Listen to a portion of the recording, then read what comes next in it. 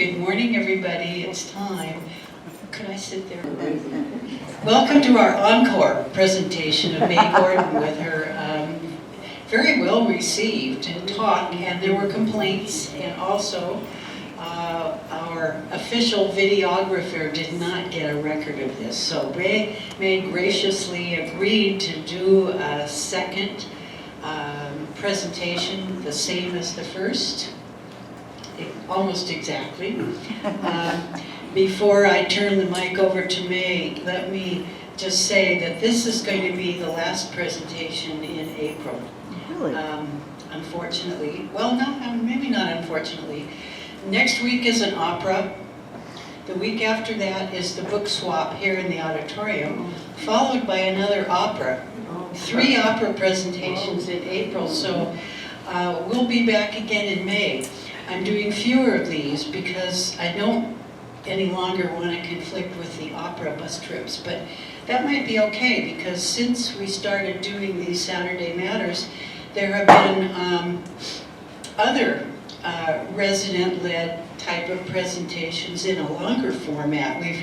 We just finished with the Silk Road with Lowell, and Don Bacon did a Hemingway course, and Barry Keane did one on the Constitution. We're looking forward to more of those that go more in depth to the subject, but I'm not going to stop doing these, of course. There just may not be every single Saturday.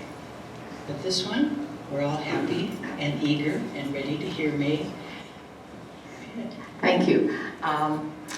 If you are sitting in the back row like Mona, Cordy, and the sound goes inaudible, please raise your hands because I have to know how close to hold it to my mouth.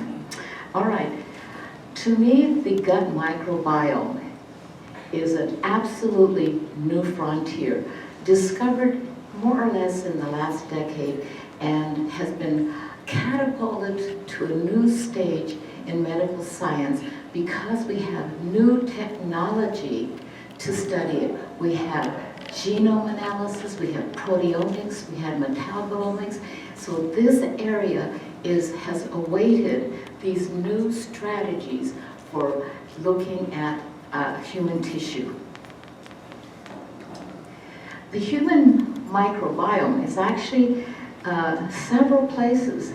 Nose has a special niche of bacteria. In your mouth, a special niche. These do not overlap, that's unique. Skin, there's eczema is often a disturbance of the skin microbiome. Urogenital, and what we're going to focus on today is the gastrointestinal. There. The gastrointestinal includes both the large and the small intestines, but today we're going to focus on the large intestines. There you go. There are 10 times more microbial cells in the gut than there is human cells in the entire human body. So who's in control? So here we are. If we represent this as, excuse me, if we represent this as a schematic, and this section here represents the 30 trillion or so cells actually, in the human body, and this represents in the schematic the 100 trillion microbial cells in the gut microbiome. So there's a huge level of activity in the gut. Now what I would like to do, focusing on the gut here, is to look at how the traditional Western diet, heavy on fat, sugar, and red meat, creates a toxic environment for a healthy microbiome in the gut. We are very familiar. And the question is whether we can learn about body weight over the whole range from severe malnutrition to obesity by studying the gut microbiome. So Oftentimes we start with mice because they are somewhat less complicated than humans to study. And here we are looking at a mouse that's bred for obesity and another mouse that's bred for leanness. And the question is, when they're genetically bred for obesity and leanness, what ways do they actually differ, and what can that tell us? Well, does the obese mouse eat more? Well, in mice, you can control how much they eat. So the answer is no. The obese mouse does not eat more. Does the obese mouse get less exercise? Well, remember, this is a mouse colony. We can control how much exercise they get. So the answer to that is no. Does the obese mouse get fatter eating the same food and getting the same exercise? Why? Well, it turns out the two different mice, obese and lean, have very different gut microbiomes. And the lean this is an analysis of all the trillions of little microbes are very different in their gut microbiome here than the obese mice. So let's find out more about the gut microbiome. The hypothesis is the gut microbiome of the obese mouse is more efficient at harvesting energy from the same diet. And I think we can all sympathize with that. All right, so is the difference between the obese and the lean mouse all genetic, or is it not? So let's carry this question farther down the pike. If obesity is genetic, the trait cannot be transferred, right? It stays with the organism. However, the gut microbiome is transferable. We get rid of some of the gut microbiome every single day. It moves out from our body, right? It moves out. So, if the gut microbiome from the obese mouse is transplanted into a normal mouse, and the same is done for the lean mouse, will the normal mouse get fatter? Intriguing. We would never have done this experiment, 20 years ago, because it was impossible to raise germ-free mice. We now can do this. All right, so microbiota from the obese mouse is transplanted to the normal germ-free mouse, fat to normal. Microbiota from the lean mouse is transplanted to a normal mouse, lean to normal. Let's see what happens. The microbiota from the obese mice cause more weight gain than microbiota from the lean mouse. And here's the difference. This vertical axis is the increase in body fat from baseline. And this is the lean mouse, or microbiota transmitted to the lean, or to a normal mouse. And this is microbiota from the obese mouse transplanted to a normal mouse. And you can see that the weight gain is more than 40% in the microbiota transplanted mouse than in the lean one.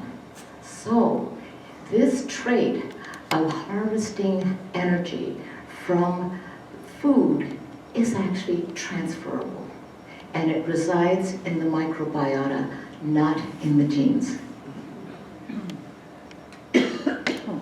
So, in another study, this is a Western diet was fed to mice, and they found that the mice fed prototypic Western diet experienced a bloom. We usually use the word bloom to refer to algae in lakes, right? Bloom. Well, these mice experienced a bloom of firmicutes that became dominant in the distal gut microbiome within 14 days. That's fast. obesity-associated gut microbiome have a greater capacity for fermenting polysaccharides, all your starches, absorbed by the host, delivered to the liver, where they are transformed into more complex lipids. We don't like the word lipids in certain contexts, right? All right, we're going to pause here for questions. Well, these mice are genetically developed. How did they get their original gut microbiome? I don't know. It's a very interesting question, but fat mice are bred to be fat, and then the progeny are interbred and so forth. So it's a good question, because I asked that myself, and I'm going to go back to St. Louis, and I hope to get some of these sort of deep down questions answered, because the a big microbiome lab is at Washington University in St. Louis. Okay, carry on. All right. So the question is, can data from the mouse studies be marshaled to answer some very pressing questions in the world regarding starvation and malnourished children? So we know that undernutrition causes 3.1 million deaths each year, mostly in children. More than 18 million children younger than 5 years old. And that's a devastating piece of data, because the malnutrition is not just a childhood acute condition. It persists through adulthood. It stunts their muscular growth, it stunts their nervous system. They don't get the kind of sprouting in the brain. It stunts their mental capacity. So it's a very, very serious and long-lasting consequence. Current therapeutic foods are ineffective in preventing long-term effects of malnutrition. It will increase body weight temporarily, but when that's gone, it's gone. So we need to do better. We need to have a sustained intervention. This picture always pains me. I don't need to tell you that this is a malnourished child. But so to do science, we need to quantitate how many children have this condition of malnutrition and to what degree, and we have to know when it is addressed, when it improves. So how do we quantitate malnutrition? Clinical definition is that the upper arm circumference is less than the age-adjusted amount. So that's a standard way of measuring it. And if you're below a certain level, you're considered one indicator of malnutrition. There are others, including weight for height score, more than 3 standard deviations below the mean for multinational food standards. That's sort of like being way, way down from the norm, okay? And so these are some of the ways of assessing this: height and weight.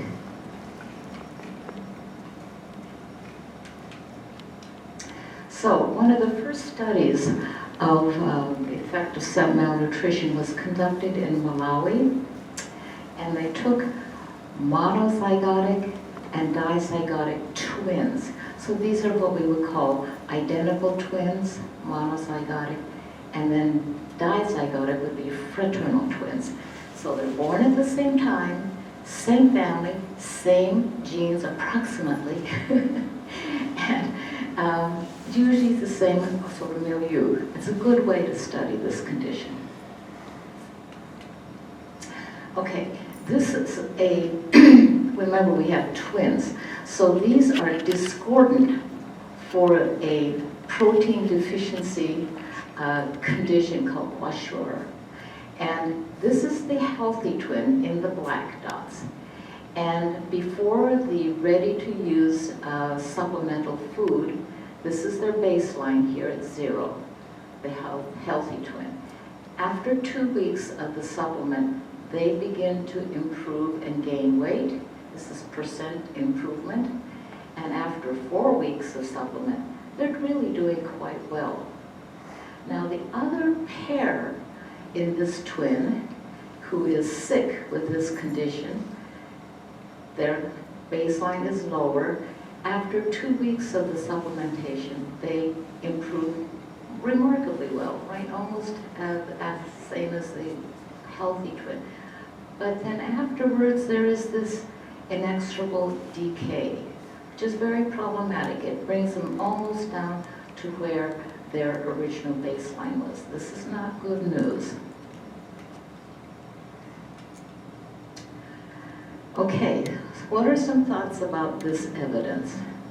First, the difference in weight between the twins cannot be due to genetics. This is between the healthy twin and the unhealthy twin. And this also held for the fraternal twins, not just the identical twins. So this is not just due to genetics. The sick twin continues to lag even after 4 weeks of the ready-to-use supplemental food. So, what is causing the difference in weight gain between the twins? Well, hearkening back to the classic experiment with mice. So what they did is to take the frozen fecal microbiota from the sick and healthy human twins in this study and transplanted it by oral gavage into germ-free normal mice. So, mice receiving microbiota of the sick twin, which is the blue line here, sick twin, blue line,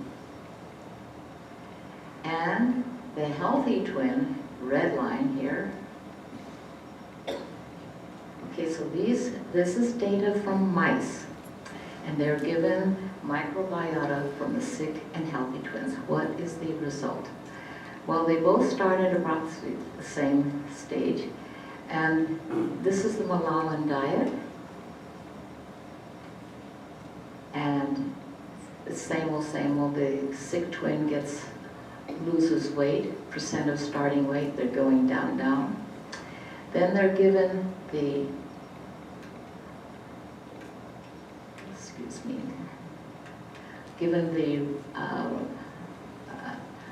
supplemental food, and you see that the sick twin increases weight, and so does the healthy twin.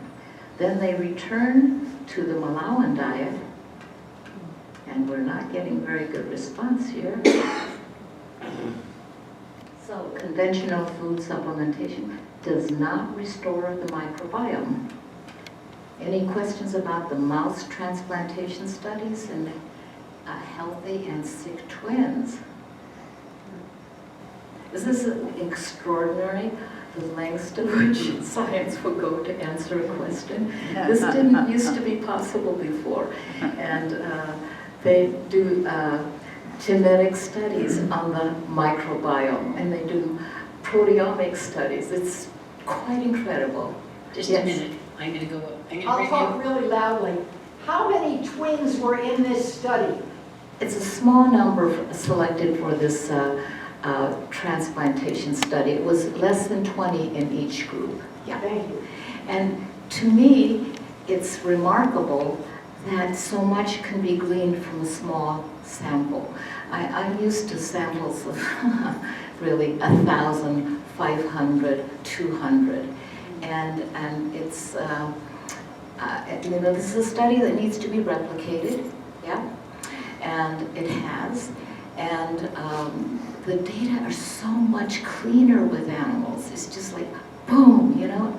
It's like studying humans is very complicated, yes? But the history of humans, difference in genetics.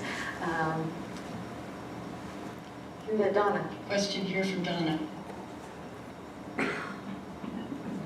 My question is, they're both fed the same diet, so the foods are the same that they're getting. The input is the same. There must be something in the gut, whatever the microbes are in the gut, that are different. to affect what's happening, right? Yes, that is the premise. And I think these mouse studies show it very, very convincingly that this is not a matter of just genetics, but it shows the mechanism of how the genetics might work. But the microbiome changes. I mean, it gets better and worse. You can transplant it between humans to mice. So it's the microbiome that's carrying the capacity to harvest nutrition from food. And so have we studied what's in each of those biomes that make it better? I mean, To a large extent, yes, to a large extent. But, you know, these studies have been only going on for like 15 years. We have a lot to learn. We're at the very foot of this very big mountain. And you can see from the number of microorganisms in the body, there's a whole lot more of them than there is of us. right, right, right. Yeah, Al. Well, didn't we do this study with a lot of adults that have, or a lot of people who have the gut syndrome, the leaky gut syndrome? That have what? Yeah, that she's asking, haven't we known a lot about this from leaky gut syndrome? The answer is we're beginning. In fact, NIH has mounted a study, longitudinal, following the same patients over time to understand better not only leaky gut, but irritable bowel syndrome from beginning when it's mild to when it advances. That way you characterize the disease over time. And of course, what complicates the sort of study of what happens is that patients are on medication, they're on steroids, so that complicates the picture. So very often what researchers do is they go to a country that that doesn't have medical care, and there you may have a better chance to study the natural history of irritable bowel syndrome than in the United States. Your specialty seems to be glaucoma. Have you also been involved in this kind of research? No, this is totally a sideline. Jeffrey Gordon, who is one of the preeminent microbiome researchers, lives in our neighborhood, and his lab is across the street from my office. And his lectures are incredibly fascinating because it is at the cusp of a medical frontier. Should we move on? Okay. All right, so if the conventional food supplementation does not restore weight and height, let's look at what the conventional food supplement consists of. This is the standard United Nations package. Peanut butter, micronutrients, milk powder, sugar, and vegetable oils. Now, that is the standard package that's been used for, I think, 2 or 3 decades. Cordy would know, maybe. Anyway, so the microbiome-directed complementary foods has the same kind of peanut flour instead of peanut butter, has the same micronutrients, but here's where the differences are. Chickpea flour, soy flour, and bananas. Okay? All right, so let's go ahead. So now we're talking about a randomized trial to compare the traditional food supplementation with the new microbiome food supplementation. And this trial is in Bangladesh. You know, it's really one of the poorest countries in the whole world. And you can see why they have so many floods, right? Every year you hear about flooding in Bangladesh. Well, understandably so. Okay, what is a randomized clinical trial? It's one of my favorite study designs. Why? Because in this case, there are 123 children who are eligible for this study, and they are randomized. That means they are, by probability, put in one or the other group. They have, in this case, they did equal probability, that is, one here, one there, etc. It ensures that the children are identical or nearly identical at baseline time 0. Okay, so this is a sort of small study, 61 children in the microbiome supplementation group and 61 children in the standard food supplementation group. Now, how did they decide what microbiome supplementation would work? So this actually required quite a bit of research. So this shows the profile, the protein profile for 50 plasma proteins for healthy growth. These are the 50 identified in the literature already, essential proteins for normal growth. And the red line means that the food supplementation has a lot of it, and then it gets cooler and cooler. So here's the standard ready-to-use food supplementation, and it has big red bars and orange bars here, but blue, yellow, not so much for the other 45 or 50 proteins. Now there are 3 different kinds of microbiome supplements that were evaluated, and the one with the biggest, most number of red bars is certainly not MDCF1. That hardly has any red bars. That's a blowout. MDCF2, lots of red, lots of loading on these proteins. MDCF3, again, a blowout. And to me, this represents their best guess, and 2 out of 3 are losers. Mm-hmm. Only 1 out of the 3 evaluated looks promising. So that's MDCF2. It's what was used in the randomized trial. These 50 proteins actually represent proteins needed for bone development, neurodevelopment, immune system function, and reduction of pro-inflammatory proteins, tumor necrosis factor. All right, so what's the protocol for this trial? So here's the enrollment period, and 0 marks the starting gun. They don't all start at the same time, but in terms of our measurements, or the measurements, they are done at time 0. Then both groups go to 2 times of the supplement per day, notice, in the clinic. Why is that important? Because it makes sure that everybody gets what they need to get. If they're not in the clinic, they may not get it, right? Okay, so we're going to start off with everybody getting supervised administration of their treatment, randomized treatment, for twice a day for 1 whole month.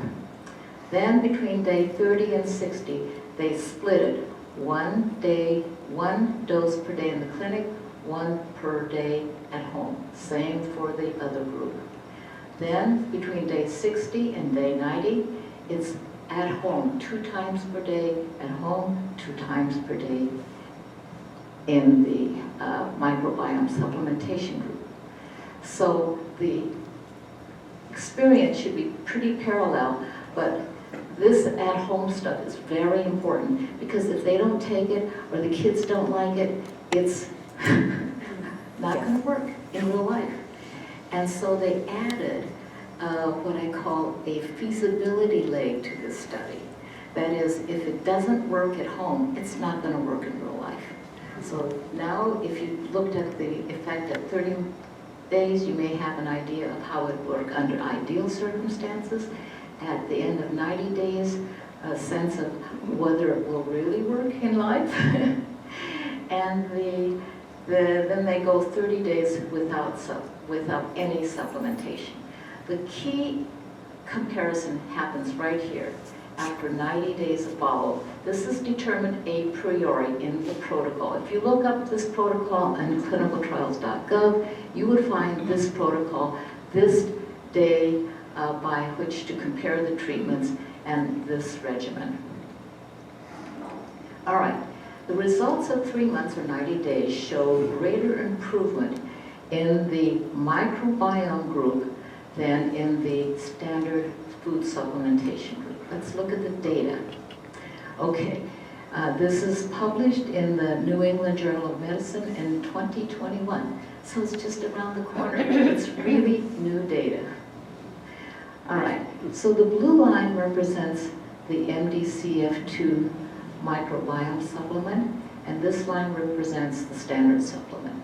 They start out really close, but by the first month, they begin to diverge, and they continue to diverge, even when you add the 1 time a day home supplement and you go to 2 times a day home supplement. That is really wonderful news. All right, so now we've shown that the microbiome supplement does better. Let's look at the blood profiles.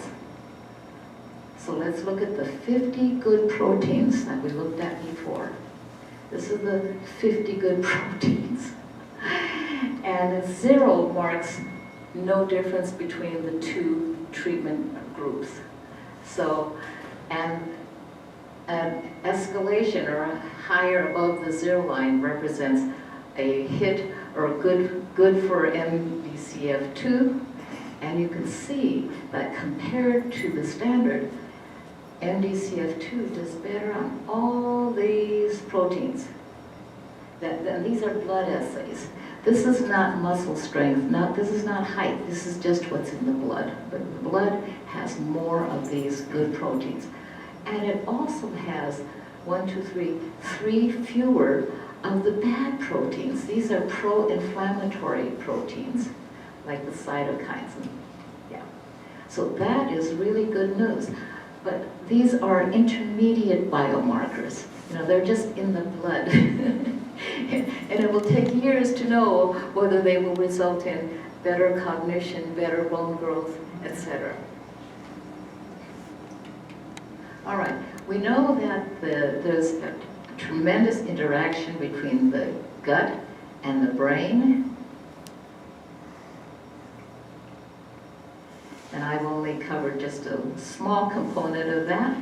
And that the gut microbiome is altered in many chronic diseases. In fact, I got a message about gut microbiome disturbances in Parkinson's, but certainly diabetes is very clear, inflammatory bowel diseases, perhaps arthritis, pulmonary disease and atopy, carcinogens, obesity, of course, and atherosclerosis. So the microbiome may be at the center or at the periphery of all these different conditions. And NIH has funded several major initiatives. One in pregnancy and preterm birth, because we know that that's when the child gets washed with the microbiome that starts them off in life. And then inflammatory bowel disease, and then type 2 diabetes. So we will see these data coming out in the next, I would say, 5 to 10 years. So in summary, mice fed prototypic Western diet experience a bloom of firmicutes that become dominant in the distal gut within 14 days, and that obesity-associated gut microbiome have greater capacity for harvesting fermenting polysaccharides, starches, etc., absorbed by the host, delivered to the liver, and where they are transformed into more complex lipids. This is an efficient system. Now, what do these data say for us and how we eat? So I asked our ERA dietitian, and Amanda Ripple, who is a registered dietitian, said, eat fermented foods daily. Probiotics, yogurt, cheese, kefir, kimchi, sauerkraut, uncooked, right? Because if you cook it, you kill the little buggers. And eat fiber. Now, fiber is considered a prebiotic because that means it feeds the gut. It does not in and of itself have the microbes that's in your gut. It feeds the gut microbiome. beans, legumes, whole grains, microbial fiber. Yeah. All right, I went to Walgreens this morning, and they have like 6, 7 different kinds of probiotics. And they're really, this one costs $34. And so it looks great, 5 times more good bacteria. I don't know, 50, we counted 50 good bacteria. And so the claim is naturally helps promote and support a healthy digestive system. Who wouldn't want that? But you take a look at the statement here. These statements have not been evaluated by the Food and Drug Administration. This product is not intended to diagnose, treat, cure, or prevent any diseases. I don't know of any other sign-off than that. That's like, oh, give me a break, right? All right. All right, questions? Yes, Donna. Okay. Let's see, make sure it's on. It's on. There you go. I read somewhere that the yogurt has been pasteurized, all of our yogurt's pasteurized, and that we have destroyed those elements in our diet. And so I have plain yogurt, and if you have sugar in your yogurt, it also doesn't work. So when we put down yogurt, it really doesn't. Right. So when you buy yogurt, what you have to do is look in the ingredients list, and it has to say live and active. All right? If it doesn't have that, it's dead and inactive. So look at the parens, all right? Look at the parens. It says live and active. Judy. There are new kinds of plain yogurt, low fat, that claim big word sweet probiotics. Uh-huh. I got one of them accidentally. I couldn't see that it was different, but Nobody, nobody Good. regulates these claims in the marketplace. But if you don't see live and active, they're dead. You showed 3 different supplements, one of them much better than the others. Are these in practice anywhere yet, or is this still hopeful? I think that it on the average takes, first of all, the participants in these studies were badly malnourished, all right? The question is, does this generalize to healthy people? And that has not been established. So we're a ways from knowing some very key answers. We are a ways. But even in the badly nourished populations, is anything being done to Oh, yes. do the best you I can? haven't tracked this, but they're getting enormous support from the Gates Foundation, and they're getting a lot of support from the United Nations Children's Fund. So I think they're very close to the policy makers. And I expect that 5 or 10 years, these are not expensive supplements. The thing that I like about the microbiome supplements, they are sustainable from local economies and farms. They can do this. It doesn't have to be shipped from the United States.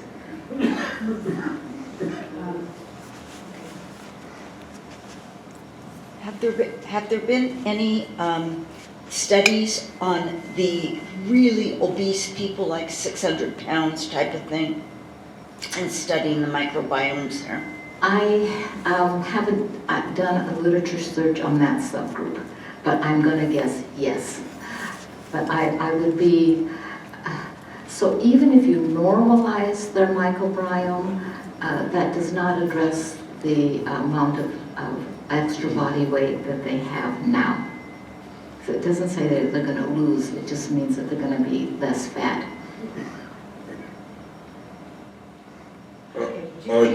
Are the microbiota that promote healthy growth in among Are the the deprived Oh, children. uh-huh. Are they the same as the ones that promote obesity in quote, normal I'm going to adults? say no, but that, I'm going to make an inference, okay? So I'm leaping here, okay? But the 50 good proteins are not the bad proteins of vermicutes that had been listed earlier. So the question is, does the microbiome supplementation also increase the bacteria associated with efficient harvesting of food? And the answer, I think, is no, because they're not on the list. Oh, okay. Back to the question of how can you get some? In So our let's- old hippie days, we used to make our own yogurt Yeah. out of the fermentation in the air. Yeah. Were those good for us in this sense? Yeah, I mean, sauerkraut, the amount of bacteria in the air is incredible.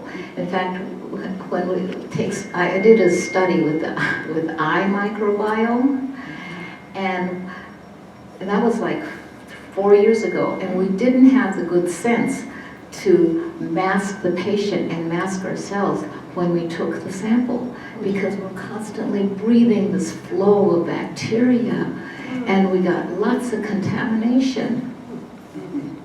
So to answer your question, can you just make yogurt from, and the answer is yes. Can you make sauerkraut from the bacteria in there? The answer is yes. But is this going to be what we want for us? But if you had a study to compare sauerkraut made at home, sauerkraut made by a commercial vendor, I don't think that study has been done.